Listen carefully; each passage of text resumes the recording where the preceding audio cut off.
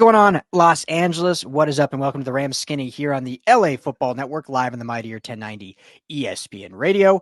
Joined as always by my co-host Ryan Skinny T. Anderson. I am Ryan Dyrud, ready to talk all things Rams, heading into a beautiful weekend here in the Southland. The schedule was supposed to come out on Thursday. It got pushed back to next week. Next Wednesday is the new release date. Yep, thumbs down. Guessing that's because now every team does a huge release video that they all create, have a lot of fun with it.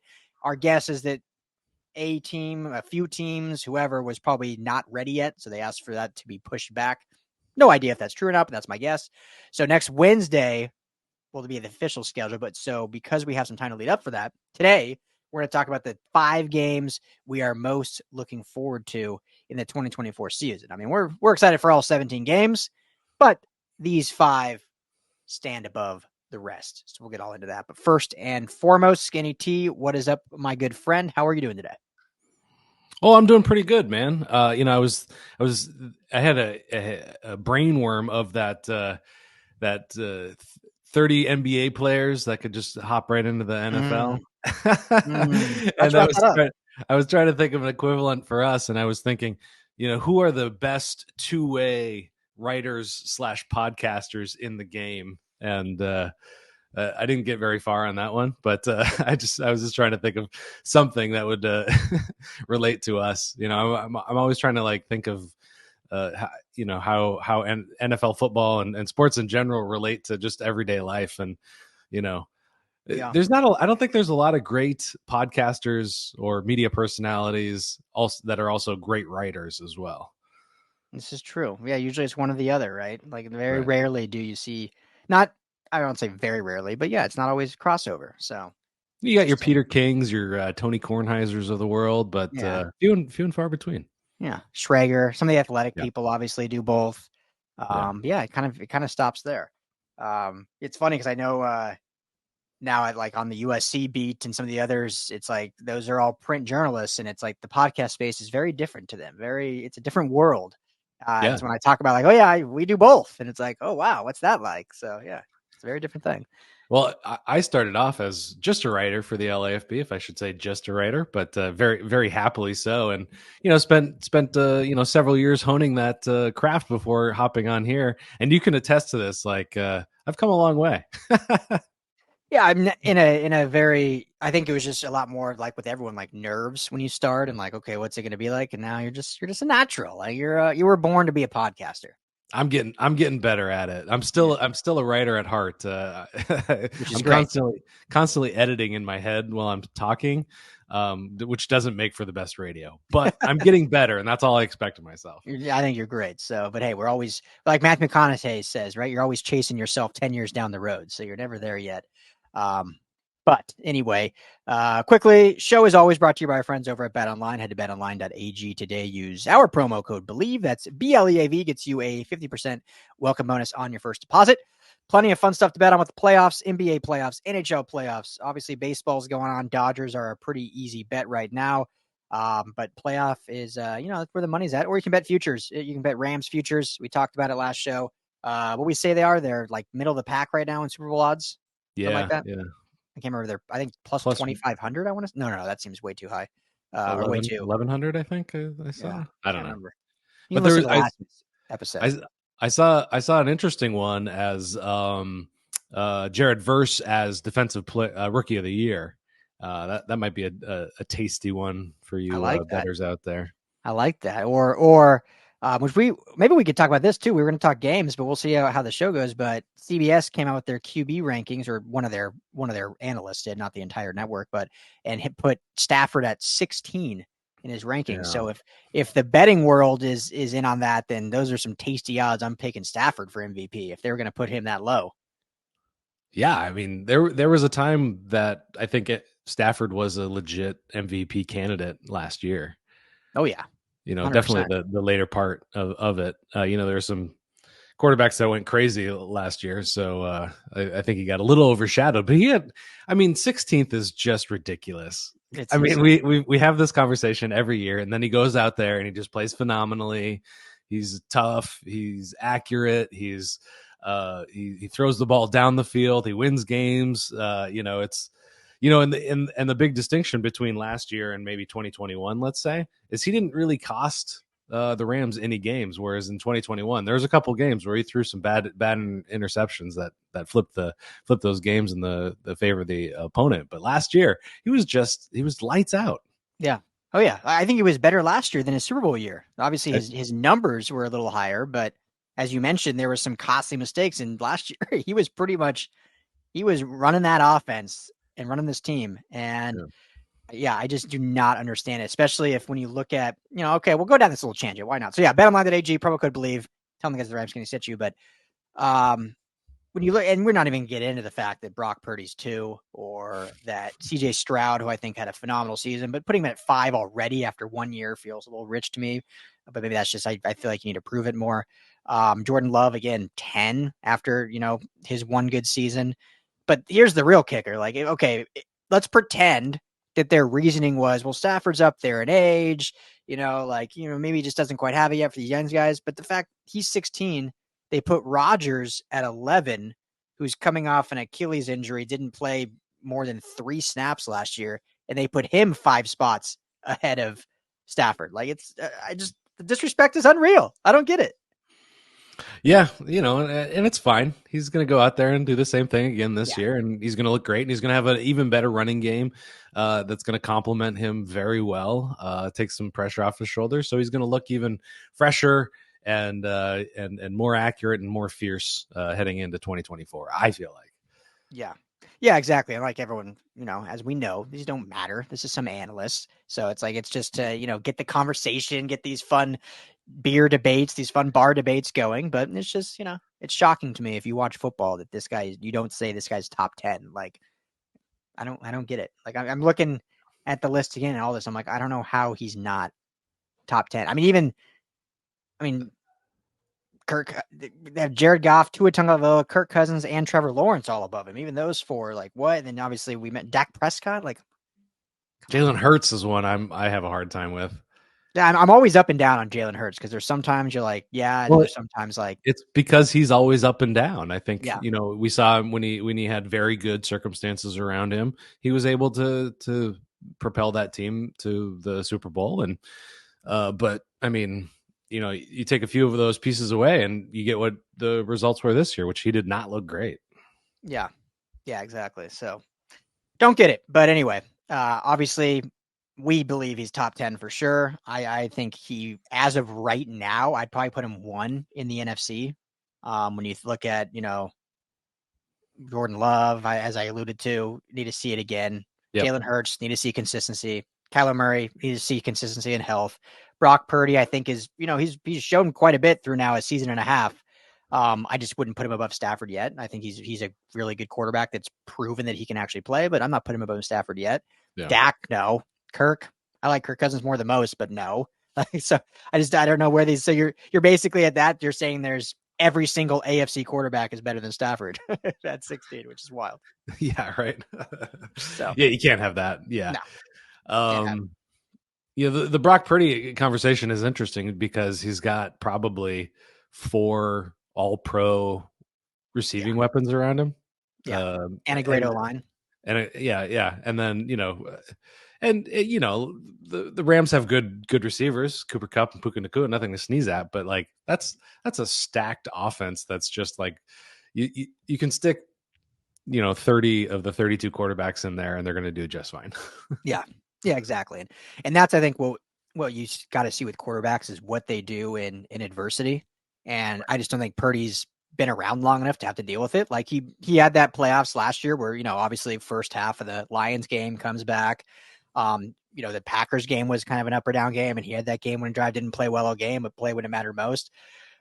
So he's shown some, but I think that's when you look, and we're getting down a rabbit hole here, but like the big Tom Brady, and I used to be on this side, I've switched now, but the thing was like, well, look at these rosters that the Patriots have, look at those defenses. Like you could plug anyone in and they would be great. And it's like, well, when you look at like the adversity that Tom Brady and they were able to get through it and to stay at that sustained excellence for that many years, that's why he is elevated. And Aaron Rodgers, like the argument was like, well, think of Aaron Rodgers on those teams. They'd be just as good.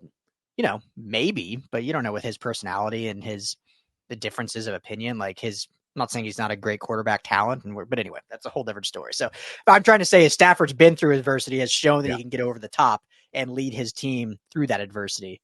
That alone puts him in top 10 for me. So, and then just the arm talent, and I don't care. It's just, to me, it's like, man, the disrespect. I don't get it.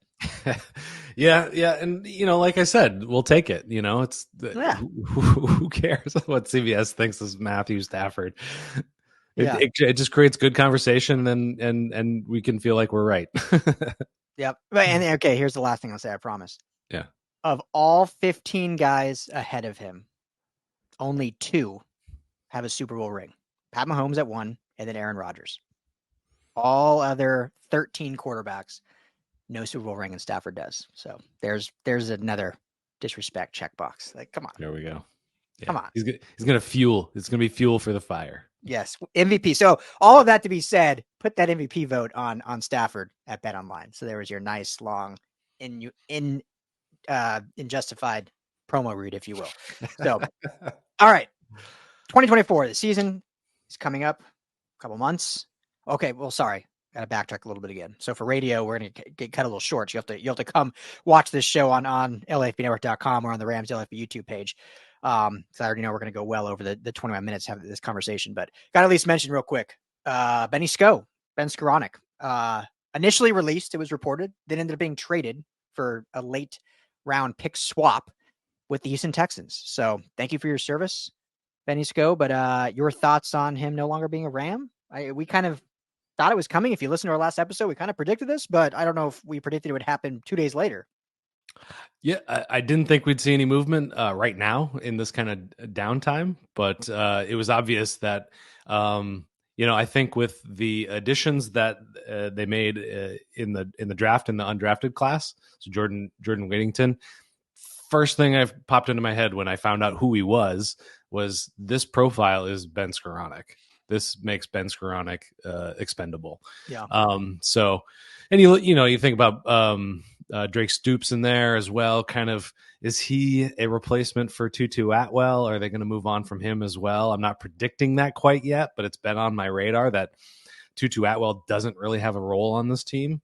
So, they can, they're going to keep 6-7 receivers. So this gets them a bit closer to that number. So Tutu isn't necessarily going to get cut, but I'm not surprised. He had good, a really great 2021. Well, he was serviceable in 2021. And so I'm just, as the years progressed, he became not relevant. Yeah. And I won't repeat everything. We said, last episode, he was kind of that jack of all trades, master of none. And, when you're now no longer needed in all of those various roles you could do, like, what is your purpose on the team? And so, this is, I think, good on the Rams, because it felt like now that this is done, a guy that they had kind of been like, all right, yeah, we don't really know what your role is, or we don't have a need for your type of role. So let's give you an opportunity to go somewhere and make a squad elsewhere, because we've kind of already come to the conclusion that you probably won't make this team. So instead of having you work your butt off and wait it out through training camp and then having to cut you, like, let's go have you be on another team where either you're already kind of guaranteed a spot, or you have that opportunity to truly make it, because we're deep at this spot now. So I think it's good on them to make this move early. If people are wondering, well, why now? Why not through training camp? Why waive them then? It's probably more about and again, I'm not talking inside the building, but my assumption is it's more like taking care of the player, as opposed to kind of screwing them over. And when those cut days come, and all of a sudden there's an influx of 150 players out on the open market, you lost in the shuffle. Whereas right now, his was the only name out there on Thursday, and so the team came calling. Houston Texans. Yeah, really great landing spot. A lot of fun in that offense, and that's a stacked room as well.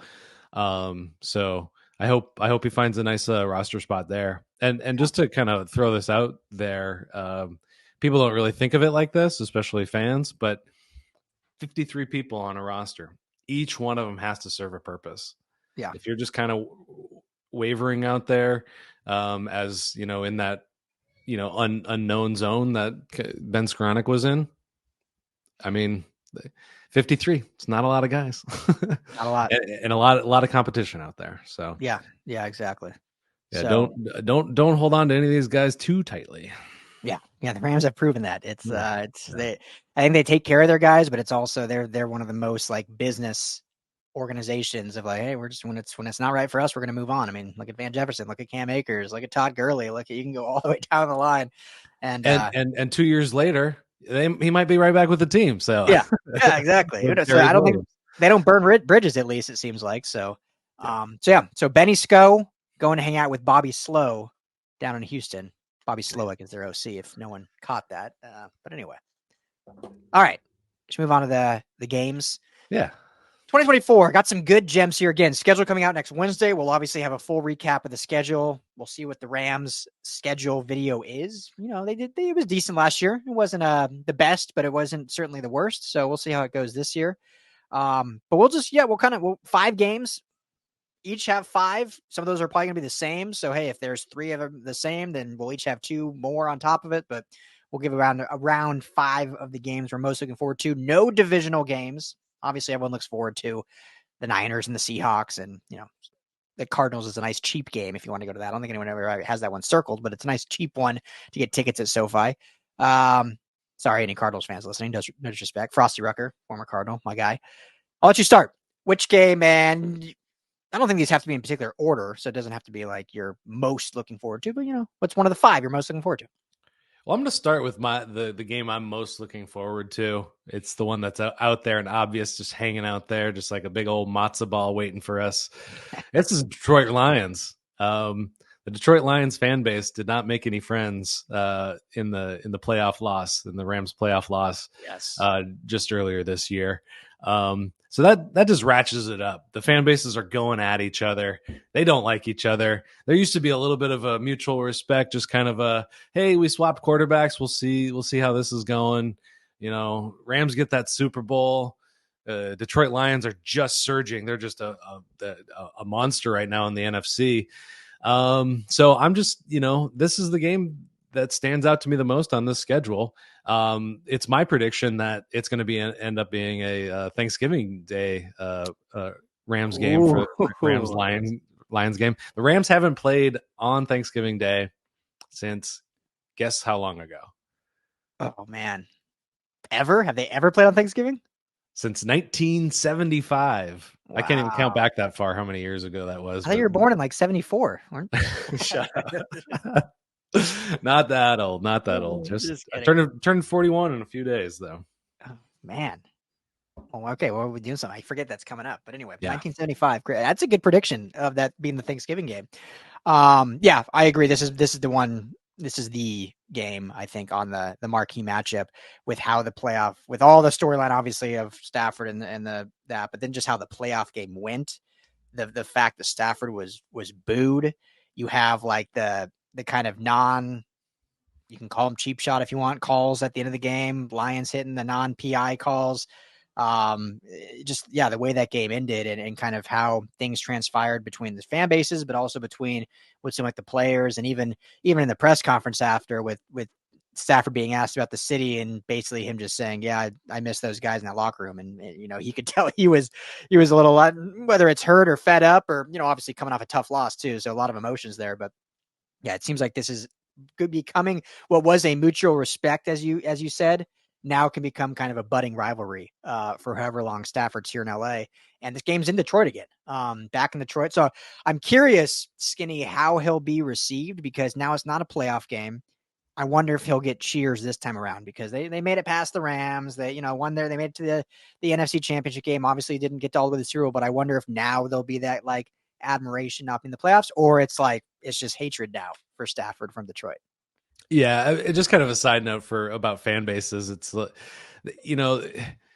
there's that old good sportsmanship line that says act like you've been there before. Don't go pumping your fist when you hit the home run for the first time. I would say that the Detroit Lions didn't act like they had been there before, because they had. So I think they got. I'm going to root for the fan base, the Detroit Lions fan base, and say they're going to handle a bit better. They have the emotions. They got the emotions out of their system. Yeah. And they're going to cheer them this time. Now, I always root for the goodness to come out in people.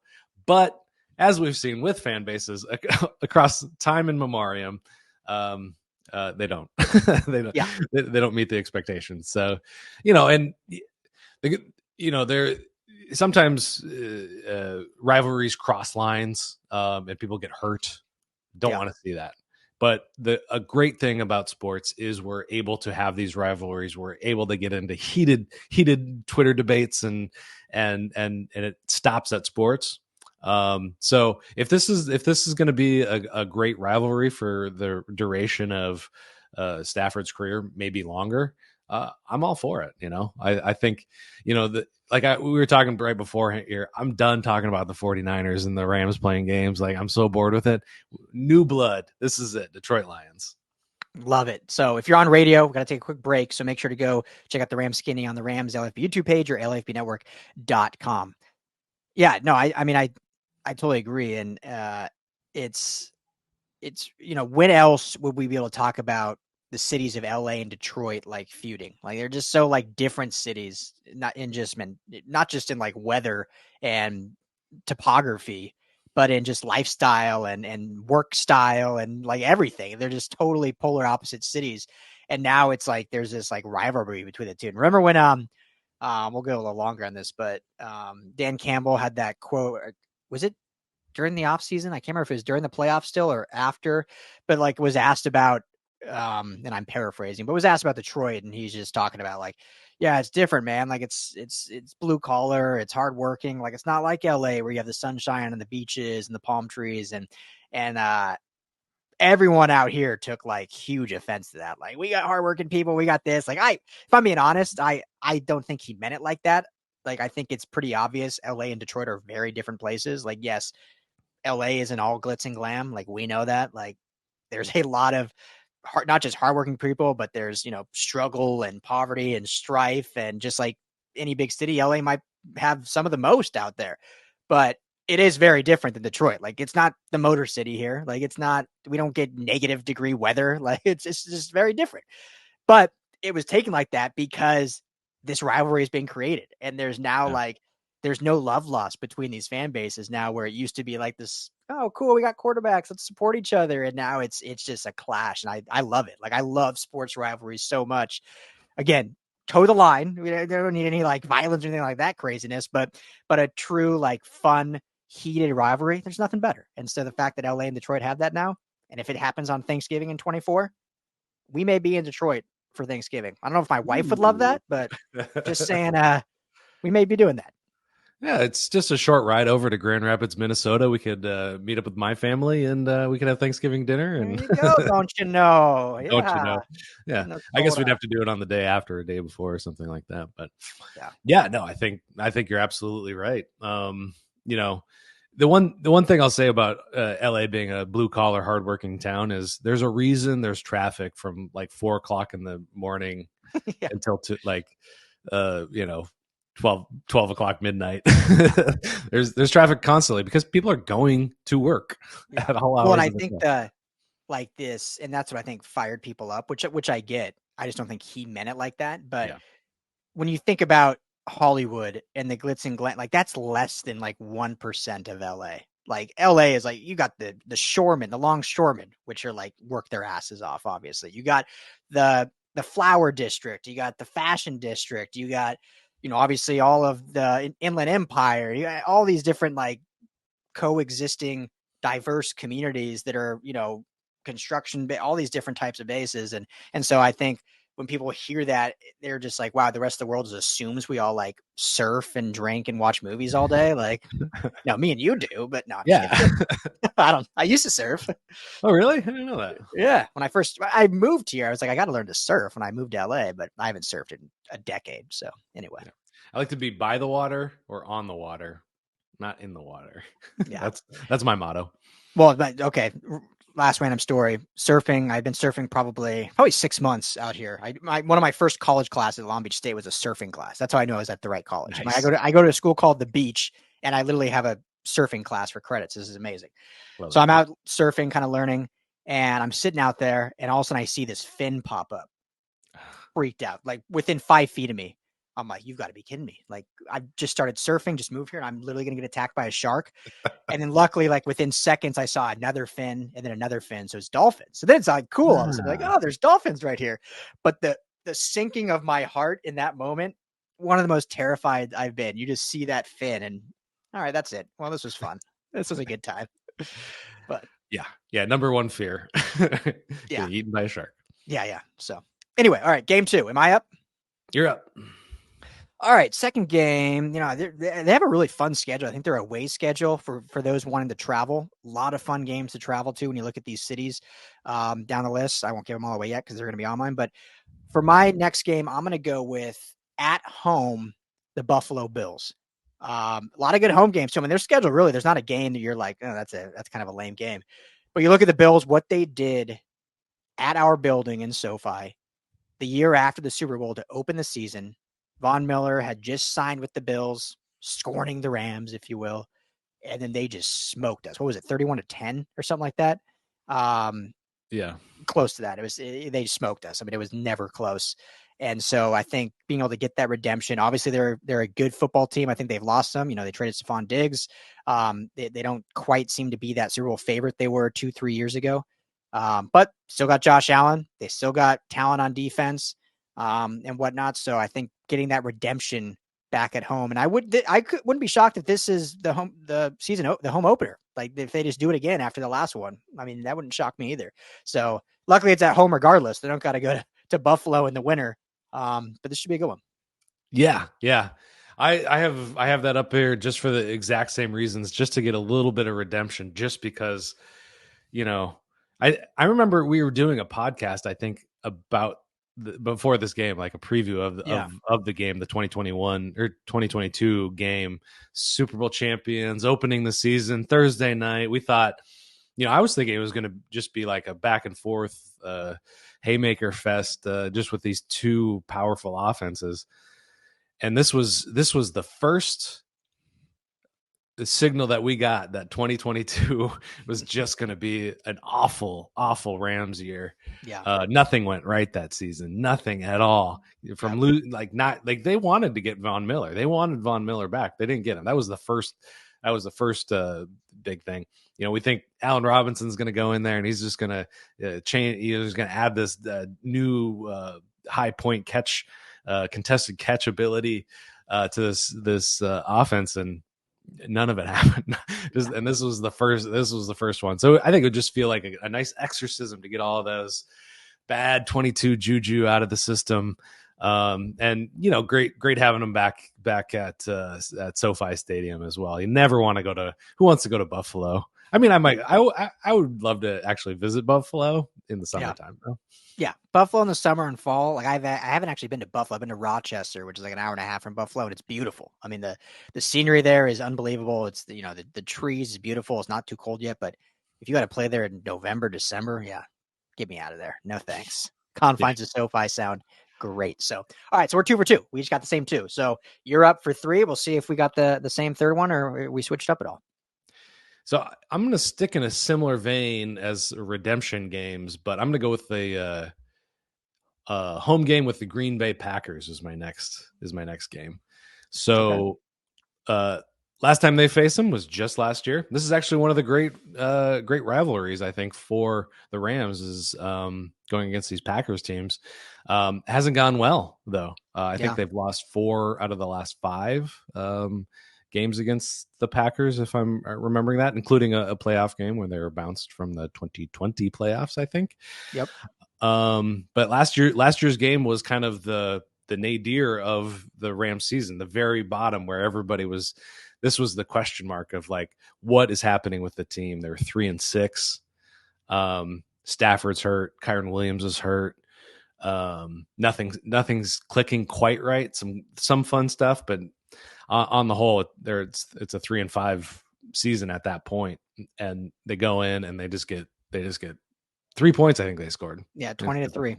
Yeah, 20-3. And coming out of that game, just the feelings of sadness and ill will and all of that. So I think this one is a chance for some redemption. They're going to come to SoFi this time. But this is one of the historic games for the Rams and Packers. This is the 100th meeting, first time in 1935 that the Cleveland Rams took on the Green Bay Packers. So it's pretty close. I think it's 50, 47, and 2, the 99 games. So with Green Bay having a slight 3-game edge. So, a little history, a little old history, a little new history, I guess. Yeah. I bet you no one would have guessed the Rams and Packers are about to have their 100th meeting. Like, that's not, because everyone forgets the Rams, are one of the old franchises dating all the way back to Cleveland and all where they've been about. So that's crazy. Fun fact. So great game. I'm looking forward to it. It's not in my top 5. So I'll switch it up here, but I think it's gonna be a fantastic game. So the one I'll throw out now, and this started off more so because maybe it's just some LA bias that I just want to see this guy play in the pros and against the Rams. But now, based on what they've done in the offseason, like, they're actually going to be a pretty damn good football team. When you look at their offense and defensively, they got some weapons too, and that's the Chicago Bears. And I think the Rams traveling to Soldier Field to face Caleb Williams, number 1 overall pick, USC Trojan for life. How he has progressed depending when they play him up to that point. And then you just look at that offense, man. I mean, Keenan Allen, DJ Moore, Roma Dunze, and then obviously they added running back as well. And so it's just a dynamic, and Cole Kmet at tight end. So, I mean, it's gonna be a tough offense. If Caleb Williams is even just like competent as a rookie, like an average rookie year, like we'll say he's like a Bryce Young rookie year, which was bad, but Bryce Young had zero help. If he can even be on that level, like, the Bears are probably a playoff team. If he plays like to what we think Caleb Williams can be, they're like a contender. At least offensively. We'll see how the defense rebounds. But so this could be a game. This is not an easy game for the Rams, which, when these teams were announced, 3-4 months ago, you probably circled that as like, okay, this is probably a win, seeing all the cloud they had at, was it Justin Fields? They hadn't gotten Keenan Allen yet. They hadn't obviously drafted Roma Dunze yet and whatnot. So, and Chicago, if we do another away game, Chicago's just such a great city to travel to for away games. So, so much fun there. So yeah, this is one of my top ones. I think it's gonna be a good matchup. Yeah, it didn't make my top 10, but I would like to look into their history as well, because these are 2 historic franchises. Yeah, they probably played a good handful of times, but yeah, I mean, this was a 7-10 football team last season. This wasn't like your traditional number 1 overall pick that's taken their quarterback and just hoping they keep him from getting murdered. This is a good offensive line. Great weapons, as you mentioned, and a good defense too. Jalen Johnson, one of the best cornerbacks in the league. Montez Sweat. Yeah. And that the defense was their backbone last year, that allowed them to get to that 7-10 record. So yeah, I think this is gonna be another tough game, and in Chicago. So it could be a cold weather game, could be a snowy affair for sure. But my top 10, the next one I have on here, I'm gonna go with out of conference. Even I'm gonna go Miami Dolphins. Oh, okay, yeah. Just because I'm curious to see what this Rams defense looks like against a possibly high octane offense. And I say possibly because you never really know what you get with the Miami Dolphins. Yeah, they've had to tear down a little bit, salary cap reasons, but they still have a lot of speed, still have a lot of playmakers on that team. And I'm kind of curious how this defense is going to hold up against something like that. Now, this is a team that can put up 70 points in a game, but then the following week they put up 20 or something like that. So, that's my main reasoning for that. Is I'm just kind of curious, because we haven't seen a lot of offenses like the Dolphins, and the Rams haven't seen them in quite some time. I think talking about historic franchises, these 2 teams have met 14 times since 1971. Not many.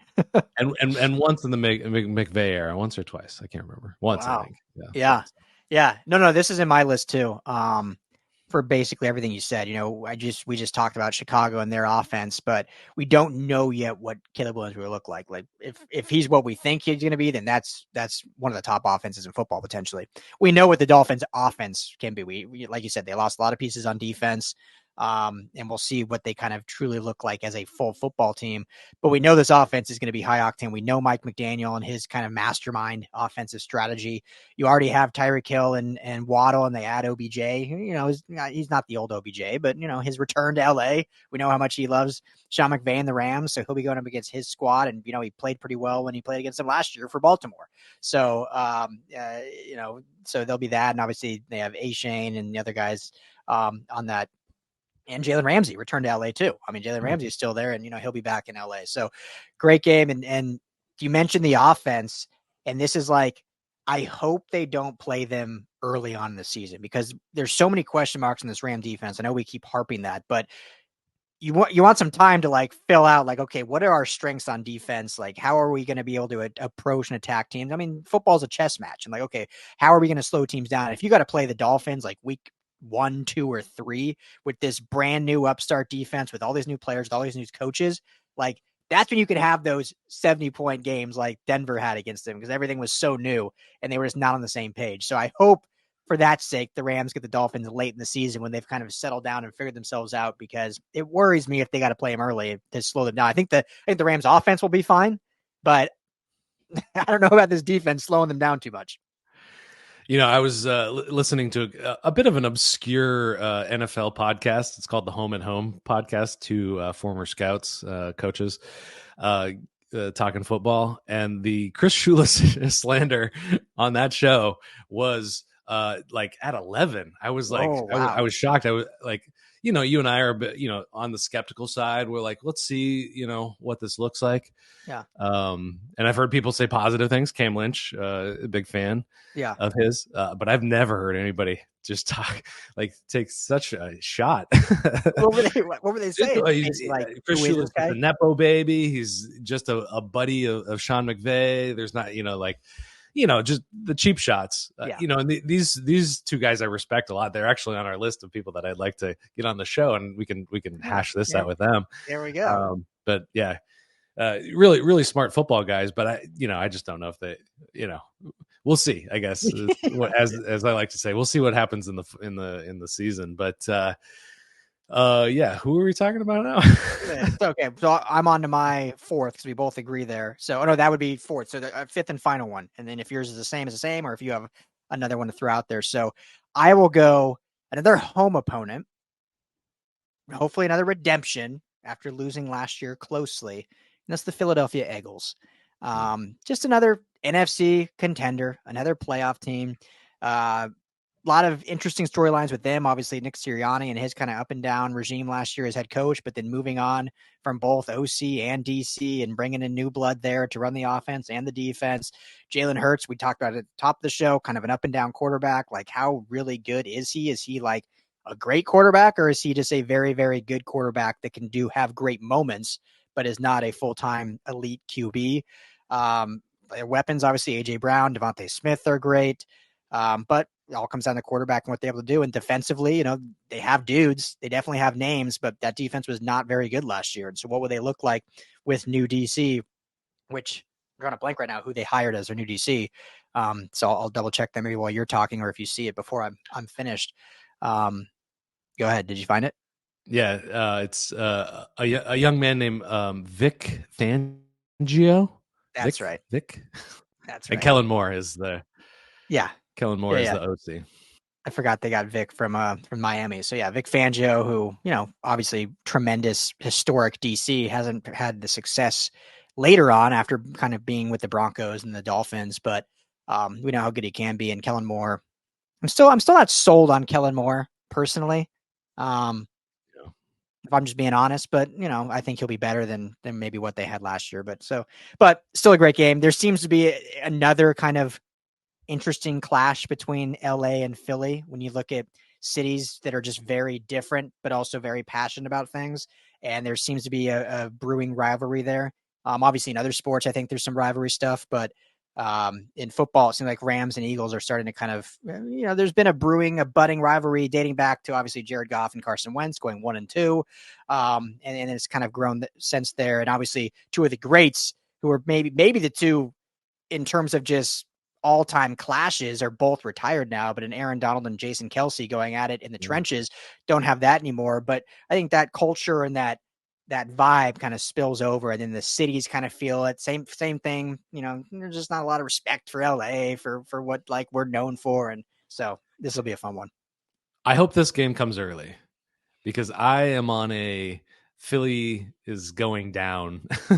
They are trending down in the NFC. I don't think they're going to be very good. They got two rookies that are going to be starting at cornerback. They could be good rookies. They could be bad rookies. We'll find out that. But AJ Brown is fantastic. He's one of my favorite receivers in the game right now. Yeah.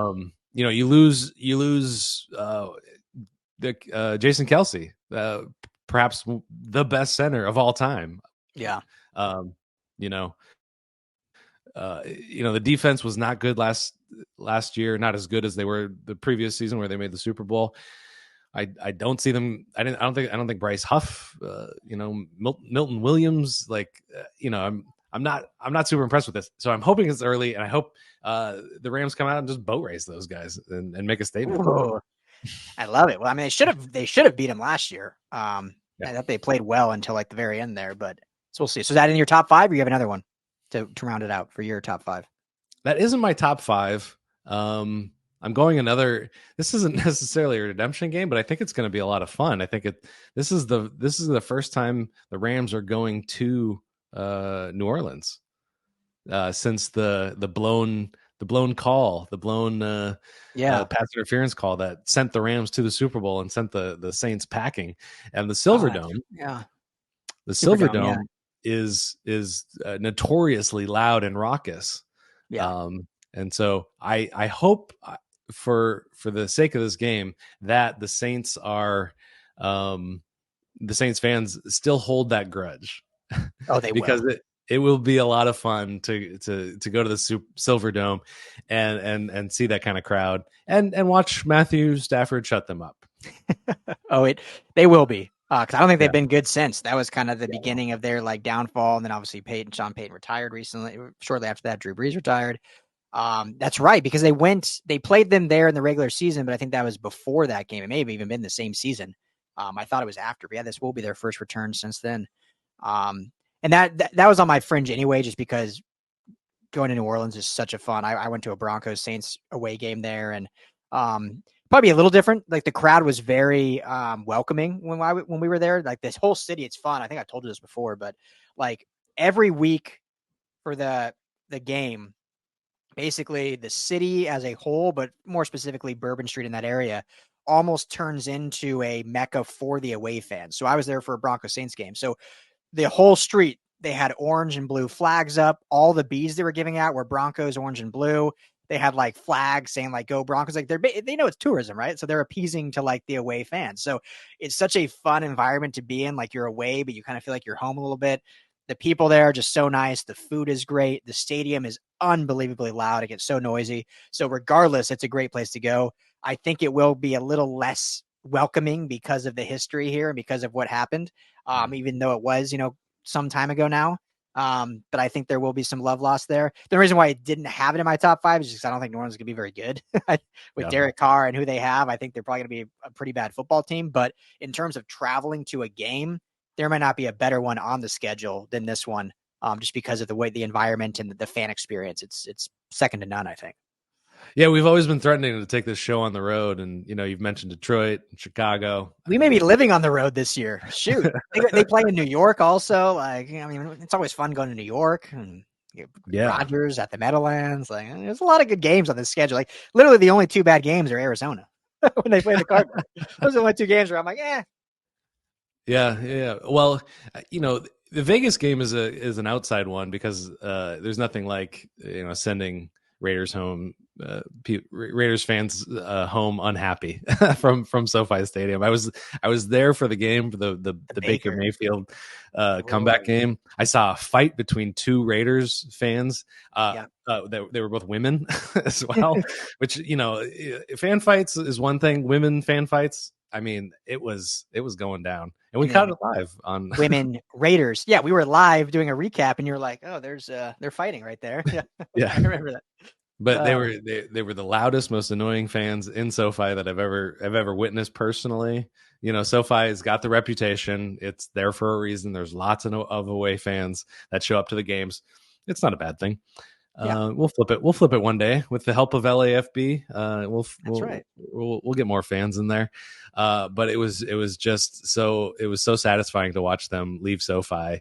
Just so sad from losing in the last minute touchdown. So great after doing nothing all 2 hours off the plane. Let Baker bake. The legend of Baker Mayfield played 5 games for the Rams, and he may go down as like one of the top 5 most beloved quarterbacks in Rams history. We got 5 games. We got to write the song, the ballad of Baker Mayfield. I love that ballad of Baker Mayfield. And now, now he's out in Tampa Bayfield, doing his thing. So, all right, well, there you have it. Anything else you want to add before we wrap this thing up? No. Just let us know if we missed any games. I mean, like you're saying, there's tons of great games. You got Vikings on there. We covered the Eagles. Raiders, as we mentioned. Going to the Patriots, going to the Jets. Those are both good games. So East Coast games. A lot of East Coast. Yeah, a lot of I mean, interesting. We'll dive into more division games maybe here in a couple weeks, kind of what those matchups will look like. A lot of stuff to talk about in the offseason that we'll get to. So but this has been fun. But the schedule releases next Wednesday. So we'll be back our normal Monday. We'll do some other content. Don't know what it is now. We'll figure it out, but we'll do something else Monday. And then on Thursday, we'll do our kind of schedule recap show. Probably talking a little bit more about the actual Rams schedule release, kind of, what it looks like. But then we'll a little bit of the schedule. We basically did that now, but what dates are actually when they're falling and when is a good travel time? Because, hey, that game in New England would be another fun one, but if that's in December, we're probably good. I'm not trying to sit out there in the freezing. But anyway, we could do our way too early win predictions. Who they're going to beat, who they're going to lose to. That's probably what we're going to do. So probably Thursday we're doing our wait till they win predictions. We'll have actually timing of when they play this team. So look for that. But we'll be back on Monday regardless. But everyone have a great weekend. Thank you as always for making us a part of your day. We appreciate you. Thank you so much for the growth. It's been amazing. If you haven't already, if you're on YouTube, please hit that like and subscribe button. This is the Rams LAFB YouTube page, or head over to LAFBnetwork.com or anywhere you get your podcast. Just search Rams Skinny and hit that subscribe button there. For Ryan Skinny T. Anderson, I am Ryan Dyrud. Appreciate you all. Stay blessed. See you all next week.